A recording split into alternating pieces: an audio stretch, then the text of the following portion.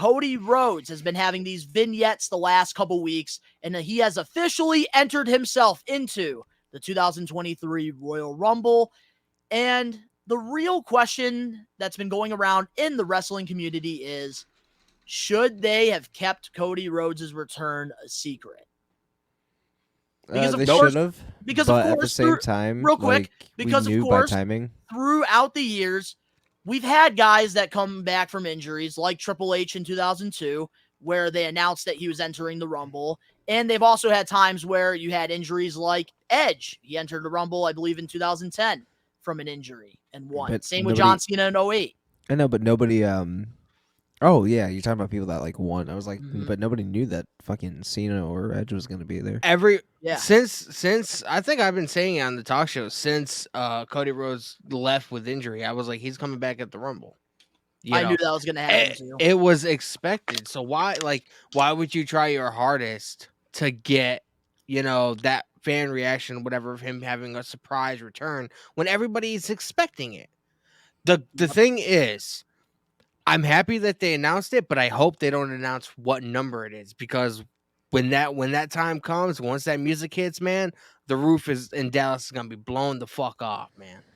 Same with my living room. I think the roof in Dallas is gonna be blown the fuck off regardless. I think this is gonna be one of the biggest Rumbles in recent years, like easily of the last decade. This Rumble sold out. Minus 2020. 2020 was pretty fucking good. This Rumble sold out before any matches got announced, I think. Yeah, that's the thing about like this Royal Rumble, especially with Triple H. You don't know what he has under his sleeve. God, dude. And that's what makes this Royal Rumble it makes it so watchable, and like you want to know what's going to happen. Because there's a lot of reports, there's a lot of rumors. Dude, I about am like prizes and stuff. Bro, I am like crying in my soul, like low key, about this Royal Rumble. Like, it's gonna be beautiful. Do you have the article pulled up about what was actually said about the whole people were wondering why they announced Cody Rhodes was coming back at the Rumble? I do not have that article, unfortunately, for this topic. I'm not gonna say word for word because obviously I don't have it in front of me either. But apparently they said that everybody expects Cody to come back, so it's not really that big of a surprise, even if they didn't announce it. But they're really more than happy with the surprises that they do have. Yes, and I believe that 100%. And here's my thoughts about the whole Cody Rhodes thing, about like them pretty much spoiling it, having Cody announce that he was entering the Rumble. That was a great booking decision on WWE's part, because let's be real, we all knew Cody Rhodes was coming back for the Rumble, and I think that having these video packages, you are surrounding the Royal Rumble around Cody. Yep. So you're giving the average viewer, a reason to watch this pay-per-view, because usually a pay-per-view or an event has something built around it. And that's something that, I was talking about a lot in the latest episode of We Are Wrestling Old School versus New School with the history of Raw.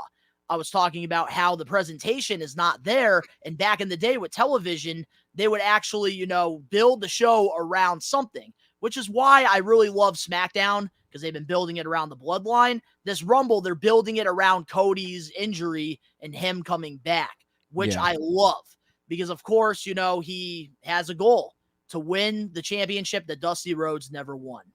Exactly. And I love these video packages. They're telling an incredible story. And come on now, you need to put some asses in seats. You need people to buy this, event. And what better way than announcing the American Nightmare, Cody Rhodes, coming back? Just do not announce his number, man. Leave that as a surprise. Cody's number 1, Seth Rollins is number 2. That's what they're going to do. Watch. Maybe not. No, see, I see Seth Rollins being number 1 and then Cody being number 2. Yes. Just to give it a bigger crowd reaction, starting off the match high, having Cody go through the entire fucking thing and end up winning. Like, that would be the, perfect predicament. There's some hard hitters in the fucking... but more people at the same time, that, want could change with said surprise returns and X, Y, and Z. Who knows who's showing up. Here's the thing. With the returns, I'm just fortunate enough if they just stick around and they debut in WWE and they go forward. I don't care if they win the Royal Rumble or not. You know, it is a treat to me, and it's a dub to me that they just debuted. You know, I never expect returns and shit to win. You know, 9 times out of 10, depending if it's just somebody who's out on injury per se. You know, Yep. But I don't know. Like I hope and I think we know Cody's gonna win. But again, that view could change of who I would want to win depending on who's coming. So that is something I'm excited to talk about throughout this week for sure. I love the surprises because oh my God, I never have the expectations of them winning. I just love seeing like a legend come back for just one time only. Oh, absolutely, which is pretty cool. And like I think we're gonna get X-Pac. I think we're getting X-Pac. I think we are too. And like I said, man, like I sent you guys that flyer earlier. They're having a wrestling convention, free admission if anybody's going to be in the San Antonio area. But it's going to be from 10 a.m. It's going to be from 10 a.m. to 2 p.m. Mad. I mean, look who's on that list, love wrestling conventions. There's a lot of heavy hitters on that list that are going to be there, man. Damn. Oh, man, the Rumble. Of course, all these legends are going to be in the San Antonio area for the Rumble because it's one of the best pay-per-views in WWE. I feel bad for every single I am so jealous of every single one of those male individuals and their pants that night for how much they are going to be cementing the insides of them with their own children. Because I wish I was one of those people in attendance because it is going to be a face melting and pants hardening Royal Rumble. And with Triple H and creative, I don't think that he's going to risk a lot of these surprises leaking. So, and I think he's got some pretty interesting shit up his sleeve, so to speak. And if those deals are done, we might get some people back and we might get some new faces. And I'm excited to see who. I'm very excited too. And this is my last comment I'm going to add to this topic here. Okay. Here's why this Royal Rumble is going to be one of the best Royal Rumbles in a very long time. Yep.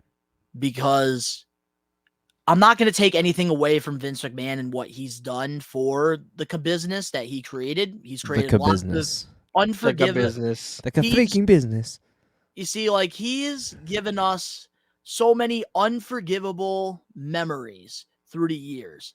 Unforgettable memories. Well, he has given us some unforgivable memories too, as of late. Yeah, so you're not wrong. That as well.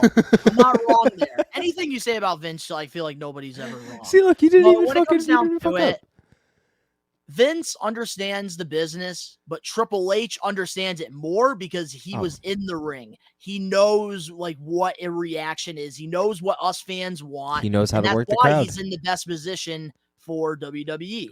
Plus, he did the Indies, he did WCW, he did all that. He's going to have the surprises. And here's the thing: another reason why it's so great and his creative is amazing. He is one of the legends from one of the great, if not the greatest generation of wrestlers, like the Attitude Era. He knows what the fans want.